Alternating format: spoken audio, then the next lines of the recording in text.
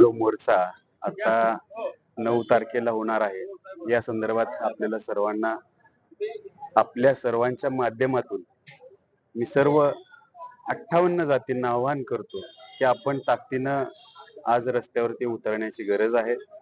कारण शासनानं आपल्याला हे उपवर्गीकरण द्यावं यासाठी, आणि दुसरी गोष्ट, आदरणीय आपले दैवत आमच्या समाजाचे डॉक्टर बाबासाहेब आंबेडकर यांनी घटनेमध्ये जे लिहिलेलं आहे त्याला अनुसरून आम्हाला आरक्षणामध्ये अबगड वर्गीकरण द्यावं, एवढंच आव्हान मी सर्वांना करतो आणि सर्व समाजाला एकत्रितपणानं ताकदीनं मोठ्या संख्येनं उपस्थित राहावं एवढी विनंती करतो. मोर्चा जो आहे तो कशा पद्धतीचा मोर्चा असणार आहे, कुठून कुठपर्यंत मोर्चा असणार आहे, काय?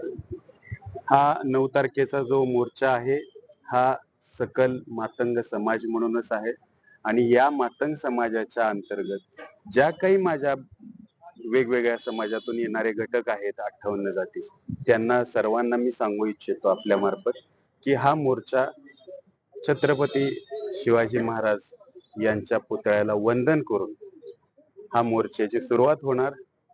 तिथून महात्मा फुले यांच्या पुतळ्याला येणार, तिथून साहित्यरत्न अण्णाभाऊ साठेंच्या पुतळ्याला आम्ही अभिवादन करून शेवटी आमच्या समाजाचे दैवत डॉक्टर बाबासाहेब आंबेडकर यांच्या पुतळ्याला वंदन करून आम्ही पूनम गेटला सभेचं आयोजन केले, तिथे जाणार आहोत. आम्ही आवाहन केले हजारोच्या संख्येने जर समाज ताकदीने उतरला तर लाखोच्या संख्येने जमा होण्याचा, कारण संबंध सोलापूर जिल्हाच नव्हे तर वेगवेगळ्या जिल्ह्यामधून प्रमुख वेगवेगळ्या समाजाचे प्रतिष्ठित असतील, प्रमुख युवक असतील किंवा ज्येष्ठ नेते असतील, त्यांना सर्वांना एकत्र घेऊन अशा वेगवेगळ्या संख्येने जवळपास हा मोर्चा 15 ते 20 हजार, कमीत कमी 20 हजार संख्येनं येण्याचं आव्हान आम्ही सर्वांना करतो एवढी विनंती. खंडर साहेब, काय सांगाल उपकरणाच्या विरोधात निषेधार्थ मागणीसाठी मोर्चा करताय 9 तारखेला, कशा पद्धतीचा मोर्चा असणार आहे, काय सांगा? मोर्चा न्याय हक्क मागण्यासाठी आहे आणि संविधानाने दिलेला अधिकार हक्क तो आम्हाला मिळावा, हा सरळ साधा एकच विषय आहे. याच्यामध्ये या देशामध्ये 1200 अनुसूचित जाती आहेत देशामध्ये. त्यासाठी लोकरी समिती शासनाने, केंद्र शासनाने नेमली. त्यांनी सांगितलं 1200 जातीचं आरक्षण काही जातींनी डंप केलंय, 1200 जातीपर्यंत पोहोचलं नाही. तसंच या राज्यामध्ये जे आयोग नेमले, लहुजी वस्ताद आयोग असू द्या, या ठिकाणी अनेक आयोग नेमले. 21 आयोगांनी सांगितलं की हे आरक्षण 3 जातीपर्यंतच डंप आहे, 4थ्या जातीपर्यंत पोहोचलंच नाही. आणि म्हणून आमची मागणी होती, मोर्चे होते की हे आरक्षण मिळावं आम्हाला.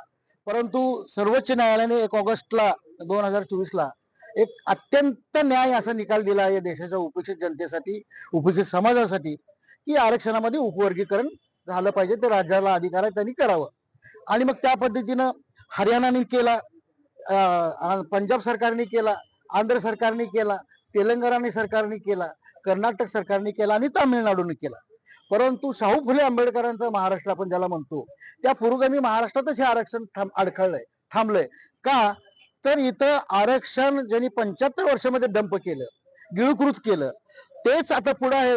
हे आरक्षण आता आम्ही खाल्लं, हे आम्हीच खाणार, आमचाच अधिकार आहे, हे हा न्याय 59 जातीपर्यंत पोहोचू नये ही त्यांची भूमिका आहे.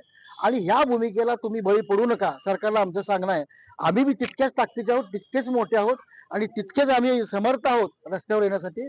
आणि म्हणून आमचा हक्क जो आम्हाला सर्वोच्च न्यायालयाने दिला, संविधानाने दिला, तुम्ही सुद्धा या ठिकाणी बदर समिती नेमून दिला, त्याची अंमलबजावणी तातडीने शासनाचा GR काढा, एवढंच म्हणणं आहे. लोकशाही मराठी ऐका, पहा, जागरूक रहा.